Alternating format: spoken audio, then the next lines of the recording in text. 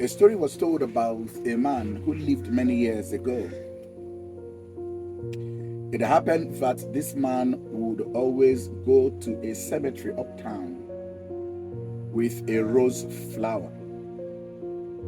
The story told that whilst he did this, he didn't know that there was a man that took recognizance of him.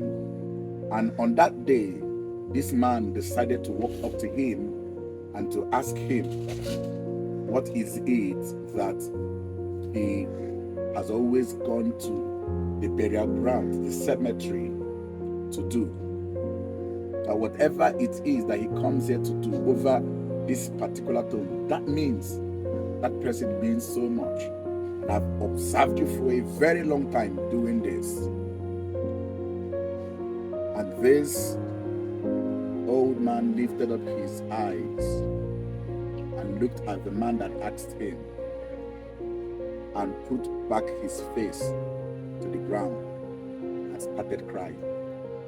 He cried until the man that asked him the question felt he offended him, felt he said something very bad, felt he did something very, very weird, all right? And at the end of the day, he had to stay back to make sure that he was able to fix whatever it was that he spoiled for this man. When the old man saw that he persisted, he was still standing there. He now asked him, do you care to know? He said, yes, I don't mind. He said, many years ago, I used to be a military man. And it happened that there was a peacekeeping that it needed to happen. A war broke out somewhere. And I was enlisted to be part of the people that will be going for that peacekeeping. Now, as it's where my wife just put to bed, and I didn't know how to leave my wife and my new baby.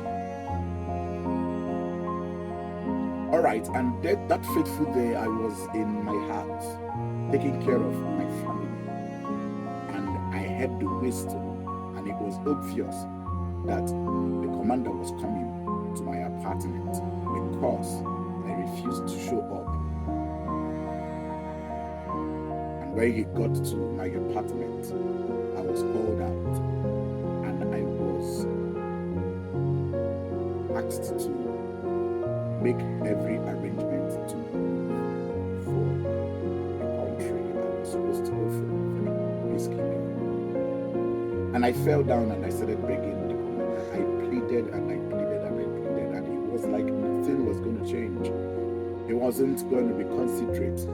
I talked to him about my wife. I talked to him about my new baby. The man wasn't going to listen. I wept and I cried. It was as if I had no other choice. But then I held on and I pleaded with my commander. I was still on my face on the ground asking for him to consider me when I heard a man say, please, Commander, allow him to take care of his family.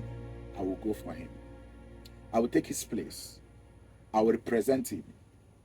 I'm ready to go for the peacekeeping on his behalf. I don't know how to thank him. I didn't even know what to say to him. But I was eternally grateful. Internally grateful. And of course, he left on my behalf. That was the last time I saw him. And every day I have to come to his tomb just to show appreciation for this very singular thing he did for me. What do you think you can do for the people that has loved you unconditionally and it will be too big? What do you think you would do for your husband, you would do for your wife? What do you even think you would do for Jesus and it is too big, considering what they have done for you? You need to think about this and begin to make a very big adjustment.